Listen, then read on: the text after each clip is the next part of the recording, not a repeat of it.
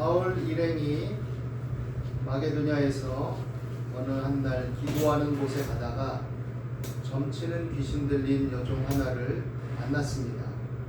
이 점으로서 주인들에게 큰 이익을 주는 자라라고 성경은 우리에게 소개하고 있습니다.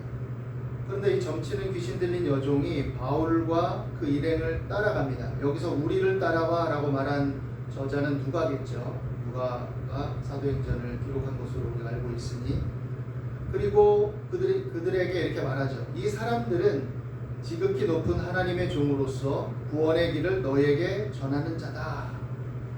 틀린 말을 한 건 아니죠. 다만 그 말하는 사람이 점치는 귀신 들린 여종이었기 때문에 그 화자가 발화하는 사람이 조금 뭔가 문제가 있는 것이었죠. 그러나 그 말은 옳은 말을 했습니다. 근데 이런 일을 여러 날을 하는 겁니다. 계속 쫓아다니면서 이 사람들은 지극히 높은 하나님의 종으로서 구원의 길을 너희에게 전하는 자라. 사실 이 구원의 길을 전하는 것이 귀신에게는, 이 악령에게는 굉장히 두렵고 무서운 일인데 역으로 쫓아다니면서 계속 그렇게 한 이유는 뭘까요? 옳은 말을 하고 있는 거죠. 표면적으로는 어떻게 보면 한편인 것 같고 정당한 말을 하고, 그 사람이 비록 귀신 들린 여종이지만 그 말에 있어서는 하자가 없으니까 그게 그러면 옳은 것이냐, 정당한 것이냐, 이렇게 생각해 볼 수가 있겠죠. 사람들은 흔히 대화하거나 어떤 논쟁이 있을 때 말의 옳고 그름으로 따지고 판단하기를 좋아합니다. 그래서 그 말싸움이 벌어지는 가운데 그 사람의 말이 옳으냐 아니냐, 내가 옳은 말을 했냐 안 했냐, 내 말이 틀려, 이런 식으로 논쟁의 어떤 쟁점을 잡고 자신들의 주장을 관철해 나가죠. 그런데 사실 그 이면을 우리가 생각해 봐야 됩니다. 말의 옳음과 정당함이라는 것은 이면의 어떤 인격적 특성 속에 담겨 있는 진정성과 그 말의 의도성을 잘 헤아릴 때 그 문장으로서의 말의 옳음이 설득력이 생기기도 하고 생기지 않기도 하는 거죠. 그런데 사실 일반적으로 사람들과의 대화와 논쟁 속에서, 여러 대화 토론 속에서 사람들은 흔히 그냥 말에 어떤 드러난 그 문구에 또 발화된 그 문장의 옳음만 가지고 서로 경쟁을 하고 논쟁을 하고 쟁점을 잡고 주장을 하죠. 그러니까 사실 알고 보면 그래서 그 논쟁의 어떤 논리성을 가지고 정당성을 가지고 이길 수 있을지 모르지만 사실 뒤끝은 개운치 않고 자기 내면에 어떤 숨겨져 있는 그 마음의 결이 달라지거나 이러진 않죠. 오히려 뭔가 내가 이겼는데도 때로는 떨떠름하기도 하고, 상대방의 말에 내가 굴복은 하지만 뭔가 내키지 않고 캥기기도 하고 기분이 나쁘기도 하고 이럴 수 있는 거죠. 사람은 언어적인 존재입니다. 어떤 철학자는 언어가 존재의 어떤 근본적인 것들을 드러내는 것으로 표현하기도 하죠. 물론 우리는 말을 통해서 우리 내면을 표출하고 우리 생각과 감정과 여러 의도들을 표출하고 하지만, 그러나 말이 모든 걸 담고 있을 수는 없죠. 때로는 숨길 수도 있고 가릴 수도 있고, 그것도 옳음과 정당성을 내세워서 그렇게 할 수도 있다는 거죠. 그런 면에 있어서 성경은 우리에게 그 이면의 중요성을 얘기합니다. 그래서 무릇 지킬 만한 것보다 더 내 마음을 지키라, 생명의 근원이 이에서 남니라 하였고, 또 바리새인과 서기관들이 율법과 조상들의 유전의 정당함과 옳음을 표방하고 그렇게 말하고 또 여러 조상들의 전통을 지키는 율례적인 행위들을 계속해서 보여주고 해도 예수님이 너의 겉은 깨끗하지만 속은 무덤과 같이 더럽다라고 얘기하기도 한 거죠. 우리의 진실함과 진정성이 어떻게 보면 말로는 다 가려질 수가 없는 거죠. 말로는 다 포장될 수도 없는 거죠. 내 마음의 결이, 감정의 결이, 내 생각의 색깔이 어떤가라고 그런 면에서 성경은 살펴볼 것을 얘기합니다. 말싸움에서 이겨먹지 말라라고 우리가 쉽게 적용해 볼 수도 있겠죠. 교회 안에서도 사람들끼리 어떤 의견을 나누고 회의를 하고 또 생각을 공유하고 자기가 한 일에 대해서 어떤 정당한 근거를 얘기할 때 말만 앞세우고 그것의 옳음과 정당성을 표방하는 사람들이 있습니다. 표면적으로 옳기 때문에 뭐라고 하기는 힘들어요. 그렇지만 그 옳음이 다른 사람을 괴롭게 하고 옥죄고 다른 사람의 어떤 연약함을 오히려 침해하고 힘들게 만들고 또 자기가 그 영향력을 행사하면서 자기 목소리를 내는데 그 힘을 사용하고 그런 사람이 있죠. 현대 사회는 어떻게 보면 언어가 굉장히 중요한 사회이기도 합니다. 어떤 공론의 장에서 자기 의견을 피력하고 어떤 주장을 하는 데 있어서 또 여러 가지 정치, 경제, 사회, 문화와 관련된 자신들의 의견을 표출하고 아니면 어떤 집단화된 어떤 모임과 단체가 자신들의 생각과 의지와 어떤 목표를 가지고 자신들이 추구하는 바를 또 비판하는 바를 내세울 때 언어는 굉장히 중요하죠. 말이라는 것은 굉장히 중요하죠. 그런데 문제는 현대사회가 가지고 있는 맹점 중에 하나는 그 언어 안에 담긴 색깔과 결과 진정성과 의도와 의미들을 다 담아내고 그것들을 다 이해하면서 가기에는 한계가 있다라는 것이죠. 그래서 이것들을 어떻게 보면 제도와 관습과 규범과 법으로 규제하기도 하지만 결국 그런 것들을 만들어 나가는 것도 사실은 공론의 장에서 발언권을 가지고 말의 힘을 가진 사람들에 의해서 좌우되기도 하죠. 그 이면엔 냉정한 현실을 본다면 돈이라는 것이 자리하기도 하는 거죠. 사람은 말이 굉장히 중요한 존재고 하나님은 우리 인간을 동물과 달리 굉장히 정교한 언어적 존재로 창조하셨고 우리는 이 언어를 통해서 자신들의 의견과 생각과 감정과 또 소통과 또 여러 발전의 근거들의 의사수단을 갖고 나가는 것은 맞지만 그럼에도 불구하고 우리가 어떤 생각과 의도와 의미성을 가지고 있느냐는 항상 살펴봐야 될 부분이라고 할 수 있을 것입니다. 오늘 이 귀신 들린 여종이 이렇게 계속 떠드는 의도와 목적이 무엇입니까? 바울과 그 일행이 복음을 전하고 하나님 나라와 구원을 전하는 자들이다라는 것을 같이 전하려고 쉽게 말해 이 복음을 이 귀한 소식을 전하려고 떠든 것이 아니라 오히려 그 의도는 회방한 거죠. 회방한 겁니다. 어떻게 보면 이 마게도냐 지경에서 바울이 이런 일을 행할 때 이 빌립보의 어떤 마게도냐 지방의 첫 성인 빌립보는 로마 식민지이고 또 두아디라시에 있는 어떤 여러 일들 그 일경의 어떤 여러 관계성들을 고려할 때 그들은 우상이 습관화된 사람들이고 그렇기 때문에 바울이 이 복음을 전하는 것은 굉장히 조심스럽죠. 로마에 속해 있고 또 우상 숭배가 창궐하고 여러 다양한 철학적 사조들이 있고 그 속에서 바울이 유대인으로서 복음을 전하는 것은 조심스럽고 점진적인 게 필요하죠. 오늘날 선교지에서도 하나님을 전하고 구원의 소식을 전한다는 것 그건 좋은 일이겠죠. 사람들에게 위로를 전하고 희망을 전하고 사랑을 전하는 것이기도 하니까. 그런데 어리석은 사람들 어떻게 하느냐? 우리는 정당성을 가지고 있다. 우리는 하나님 편에 선 자들이다. 그러니 핍박도 두려워하지 않는다. 그러면서 그 상황에 그 나라의 또 그 문화의 그 사회의 현실을 무시해버리고 그들의 어떤 삶의 방식들을 존중하지도 않고 무분별하게 그냥 그렇게 접근하는 경우도 있죠. 그래서 충돌을 일으키고 현지에 와서 원래 선교하고 있는 사람들의 조심성과 그들이 굉장히 겸손하고 지혜롭게 그 주변 사람들과 오해를 풀어가면서 이렇게 복음을 전하고 있는데 그렇다 해도 때때로 부딪힐 수 있는 거지만 그러고 있는데 무분별하게 막 시끄럽게 떠들고 이 땅을 내게 주소서 하면서 그냥 막 공격적으로 선포적으로 무조건 하나님 역사해 주옵소서 이런 식으로 하면서 가면 다 그게 하나님의 일이고 잘 될 것이다 생각하는 어리석은 유의 사람들도 있습니다. 자기 도취에 빠진 것이고 인간의 어떤 관계성이나 인격적 소통의 근거 자체도 깨닫지 못하고 알지 못하는 미련한 행태라고 할 수 있을 것이죠. 성경에 보면 새벽에 이웃을 축복하면 그것을 축복으로 여기겠냐라는 말이 있습니다. 저주로 들을 거다. 하루 일과를 고단하게 보내고 밤늦게 자고 있는데 막 한 두세 시간쯤 잠들어서 혼하게 떨어져 있는데 막 새벽 3, 4시에 당신을 축복합니다. 하나님의 은혜가 당신에 있기 원합니다. 큰 소리로 떠들고 축복하면 그건 저주처럼 들리겠죠. 굉장히 고통스럽고 괴롭고 잠에 빠져 있는데 미련한 거죠. 푹 자고 일어나기를 기다리고 나서 그 사람이 물도 마시고 식사도 좀 하고 그러고 나서 하는 게 더 지혜로운 거겠죠. 마찬가지죠. 하나님이 인간에게 부여하신 어떤 기본적인 본성이나 인간으로서의 어떤 한계성들을 고려하지 않은 어리석은 행태들을 해서는 안 되겠죠. 여하간 이 여종은 귀신 들린 자로서 바울 일행을 오히려 해방하기 위해서 이 일을 벌인 겁니다.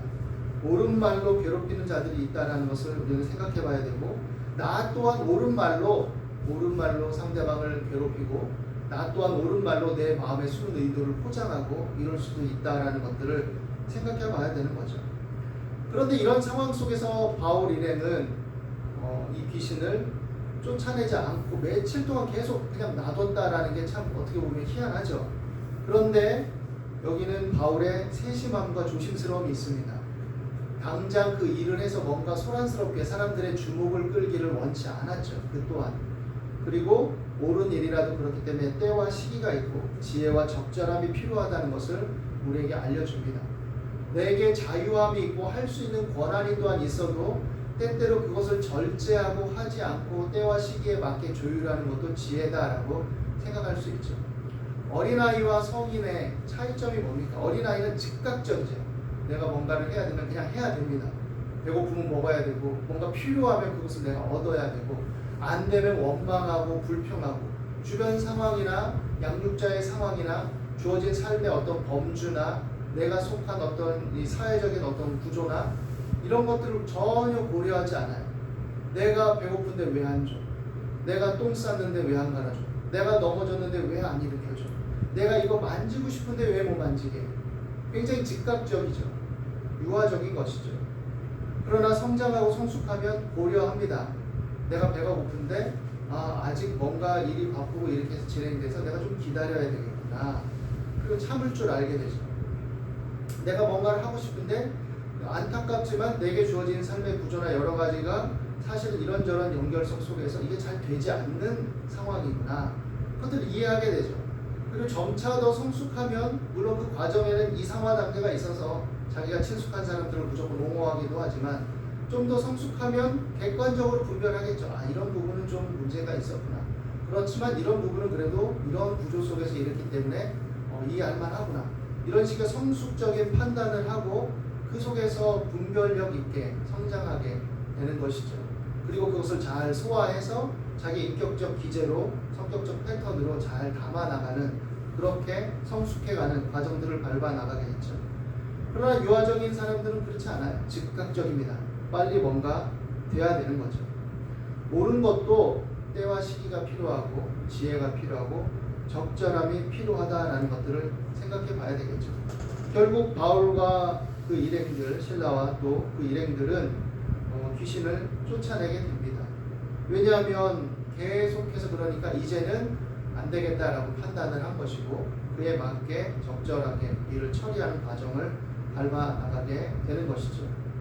그런데 이 일이 또 문제를 촉발합니다. 여종의 주인들이 화가 났어요.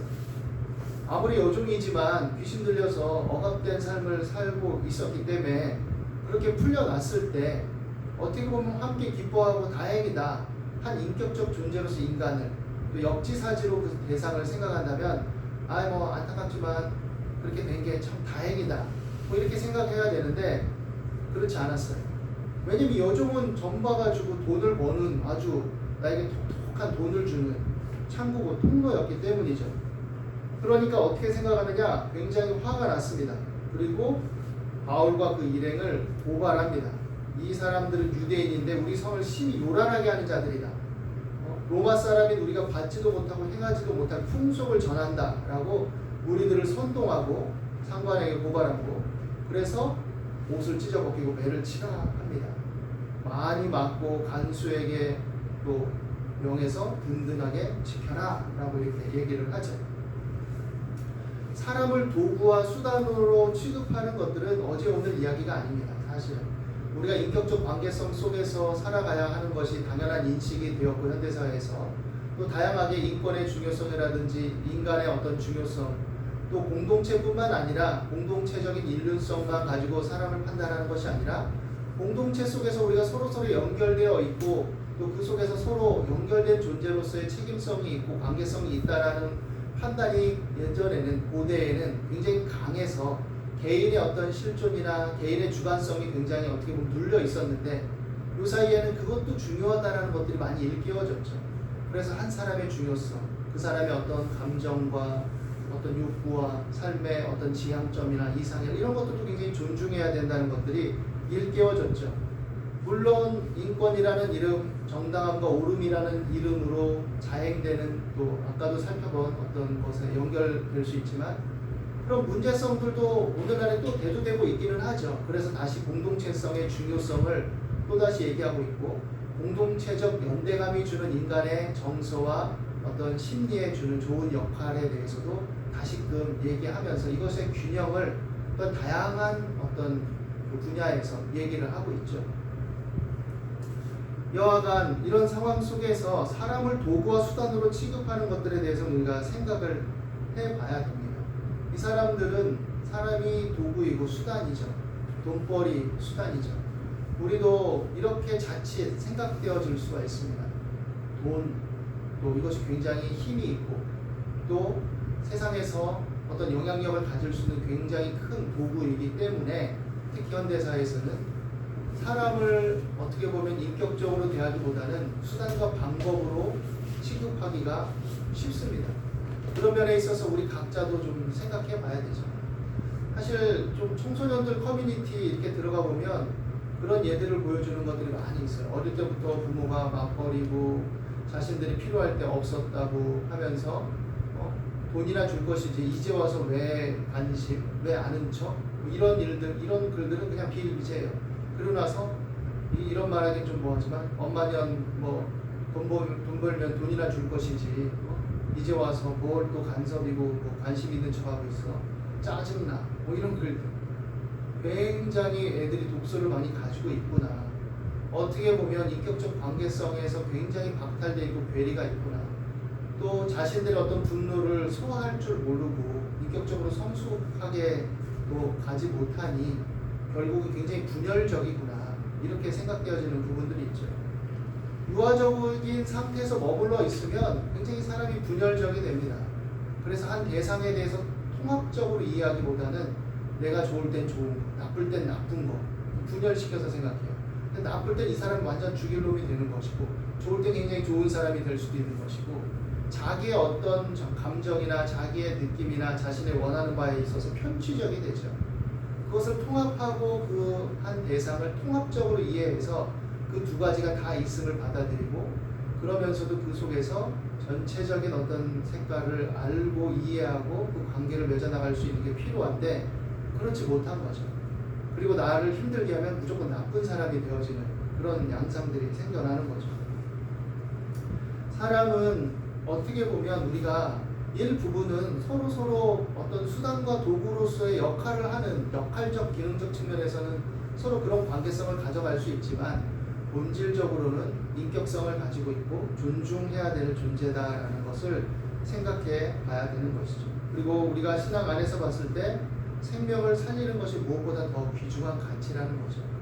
그런데 이 생명을 살리는 기준과 가치를 가지고 바울이 이 문화권에 로마와 여러 우상 숭배와 관련된 이 문화권에 그리스의 어떤 문명적인 영향을 받은 다양한 문화권에 이렇게 침투에 들어가서 도발적으로 생명의 어떤 중요성을 얘기했을 때 그들은 받아들이기 어려운 겁니다.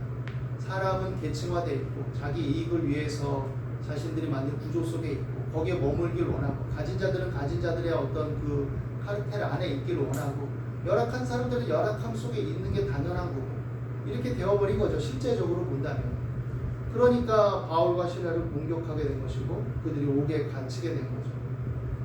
이랬을 때 이 귀신 들린 여종에 불과한 이 사람은 그 인격은 삶은 무시당하고 있다라는 것들을 생각해 봐야 됩니다. 바울과 실라가 올바른 가치와 도를 생명을 전했습니다. 그런데 그것은 언제나 환영받느냐 오늘 말씀을 근거로 생각해 본다면 그렇지 않을 때도 많다라는 거죠. 생명을 전하고 치료를 전하고 회복을 전하고 구원을 전해도 사람들은 거부하기 쉽습니다. 내 삶의 패턴과 익숙하지 않아. 내가 지금 당장 원하는 이 어떤 것들을 내가 놓으면서 포기하면서까지 그걸 따르고 싶지 않아. 내가 이런 잘못된 방법으로 우상이나 어떤 그릇된 문화 속에서 아니면 사람을 수단화하고 도구화하면서 탐욕적으로 뭔가를 얻고 있다 할지라도 그것을 일깨워준다 할지라도 내가 이것을 통해서 지금 현실 삶에 있어서 많은 이익을 얻고 있고 내가 잘 먹고 잘 사는데 그거를 괜히 받아들일 필요는 없어. 이렇게 생각하기 쉽죠. 삶에 다가오는 다양한 것들이 있으니까. 그래서 결국은 그것을 왜곡하고 자신들의 문화적 척도와 아니면 자신들의 가지고 있는 기준을 가지고 그것을 공격하는 거죠. 로마 사람이 우리가 그래도 지키고 있는 풍속이 있고 말이야. 우리의 삶의 방식이 있고 우리 라이프 스타일이 있는데 우리 나름의 가치 기준이 있는데 네가 뭔데 와가지고 우리를 혼란스럽게 해. 왜 회방하는 거야? 왜 고통스럽게 해? 잘 있었는데. 그래서 탐탁지 않고 분노가 일어나는 거죠. 진리를 쫓고 사랑을 행하고 선행을 행한다고 해서 항상 환영받지 않습니다. 또 때로는 병리적인 구조 속에서 선을 행하고 좋은 일을 행하고 또 올바른 권면을 해도 그것을 잘 받아들일 수도 없어요. 오히려 침범으로 느끼고 분노하게 되고 상처로 여기게 되죠. 물론 우리가 옳은 말이라도 그 사람의 상태에 따라서 그 사람이 받아들일 수 있는 것 속에서 점진적으로 가야 되죠. 함부로 옳은 말이라고 해서 함부로 침범적이 되거나 공격적으로 말하거나 지나치게 가르치려고 들어서는 안 되겠죠. 내 말이 옳아 이런다고 해서 사랑으로 보듬고 기다려주고 때때로 내가 조금 성급했다 싶으면 아 미안해 라고 얘기할 줄도 알아야 되고 교회 안에서도 그래야 되는 거죠. 옳은 말이라고 김집사 이래야 돼 또 초신자라고 해서 기도해야 돼 뭐 해야 돼 막 자꾸 가르쳐서 푸시하고 압박을 주고 이러면 안 되겠죠. 그렇게 느꼈을 때는 아유 내가 미안해요. 내가 좀 잘 되고자 하는 열심에 그렇게 말했는데 내가 너무 성급했고 당신을 존중하지 못했네요. 미안합니다 라고 사과할 줄 알아야 해요. 기다리고 멈출 줄 알아야 되긴 하겠죠. 그러나 근본적으로 봤을 때 선을 행하고 진리를 행하고 올바름을 행하고 사랑을 한다고 해서 항상 다른 사람들이 그것을 잘 받아들이고 옳게 여기느냐? 그렇지 않을 수도 있다라고 생각해야 됩니다. 그리고 그리스도인들은 그렇기 때문에 선을 행할 때도 조율이 필요하고 또 선을 행하는 것도 익숙해지고 훈련되어지는 게 필요해요. 아, 선을 행하고 사랑을 행하는 것도 지혜가 필요하구나. 그 사람이 받아들일 만한 어떤 형편이 안 되고 어떻게 보면 상처가 있다든지 아니면 아직 거칠어서 아니면 아직 여러 이유 때문에 그것들을 소화할 수 없는 상태구나. 그런 것들도 배워나가야 되죠. 물론 그렇다 해도 부딪힘이 있을 때가 있습니다. 옳은 것을 받아들이지 않는 경우들이 심심찮게 있고 그것을 거부하는 어떤 내적인 기제들이 있죠. 죄성도 있고 병리성도 있고 다양한 게 있죠. 그렇기 때문에 선을 행할 때 우리가 낙심하지 말아야 되는 것이고 때때로 상처가 돼도 그 속에서 하나님 바라보면서 우리가 견디고 힘을 얻는 것이 또 그리스도인들 하나님의 사랑을 먼저 받은 사람들이 가져야 될 어떻게 보면 일종의 희생이고 감수해야 될 몫이기도 할 것입니다. 바울과 실라는 옥에 갇혀서 기도합니다. 찬송을 합니다. 그리고 그것을 통해서 하나님의 역사가 일어나고 또 그들이 감옥에서 나오게 되고 또 간수와 그 가정에 복음을 전하는 데까지 나아가게 되죠. 기도와 찬송이 어떤 면에서는 현실 도피처럼 보일 때도 있습니다. 표면적으로는 그렇게 또 사용하는 사람들도 있어요. 현실 속에서 해야 될 것이 있는데 그렇지 않고 그냥 기도와 찬송만 하는 사람도 있을 수 있죠. 그런 사람은 현실 속에서 해야 될 것을 찾아서 작은 거라도 조금씩 해나갈 필요가 있겠죠. 기도와 찬송은 현실 도피 수단은 아니기 때문이죠. 오히려 삶을 살아내고 현실을 직면하는 가운데 하나님의 도우심과 위로를 통해서 하나님과 소통하는 수단인 거죠. 그런데 때로는 기도와 찬송밖에 할 수 없는 경우도 있습니다. 삶의 구조와 여러 가지 삶의 연속성 속에서 그거밖에 할 수 있는 것이 없을 때가 있을 수도 있어요. 그렇기 때문에 우리가 함부로 판단할 수는 없는 거죠. 다만 각자가 어떻게 해야 될 것인가를 살펴봐야 되는 거죠. 불평하고 그 고생에 대해서 짜증하고 분노할 수도 있는 상황이지만 그러나 기도하고 찬송하는 것은 오히려 또 귀하고 복된 겁니다. 그래서 감사함으로 하나님 은혜를 다시금 가지고 기도하는 가운데 하나님의 말씀들을 묵상하고 다시금 되뇌어서 내 삶을 방향을 잘 조종하고 또 감당할 힘을 얻고 하나님의 위로를 얻어가는 거죠. 하나님 은혜와 사랑 안에서 우리가 살아갈 때 우리가 판단해야 될 여러 가지 다양한 삶의 구조들, 또 우리가 관계성 속에서 생각해야 될 것들, 또 우리가 믿음으로 살아가는 것에 있어서 우리가 유념해야 될 것들을 한번 살펴보았습니다. 그리고 오늘 이 말씀을 통해서 각자 자신을 점검하는 어떤 시간으로 삼고 또 관계성 속에서 또 삶의 구조 속에서 믿음의 방향성 속에서 항상 하나님을 의지하고 하나님과 동행하며 위로와 도우심을 받게 되기를 예수님의 이름으로 축원합니다.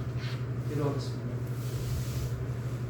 하나님, 우리 가운데 은혜와 자비와 긍휼을 베풀어 주옵소서. 현실의 삶이 녹록지 않고 때때로 힘겨움이 있지만 그 속에서 믿음을 지키고 하나님을 바라보게 하시고 또 우리가 올바름을, 선함을, 사랑을 추구하되 그것이 때와 시기와 적절하게 또 인격적 관계성 속에서의 분별로 지혜롭게 온유하고 겸손하게 잘 추구해 나갈 수 있게 도와주시옵시고 우리가 올바름을 추구하고 진리를 추구하더라도 그것이 때때로는 다른 사람에게 힘겨움이 될 수도 있다는 것을 잘 생각해서 분별 있게 사용하며 또 지혜롭게 겸손하게 또 사랑과 담대함으로 나가게 하시고 또 그 가운데 때때로 압박이 있고 충돌이 있고 또 핍박이 있다 할지라도 두려워 말고 또 하나님을 의지하며 믿음의 담대함을 갖도록 인도하여 주옵소서. 오늘도 함께 하심을 감사하며 예수님의 이름으로 기도드립니다.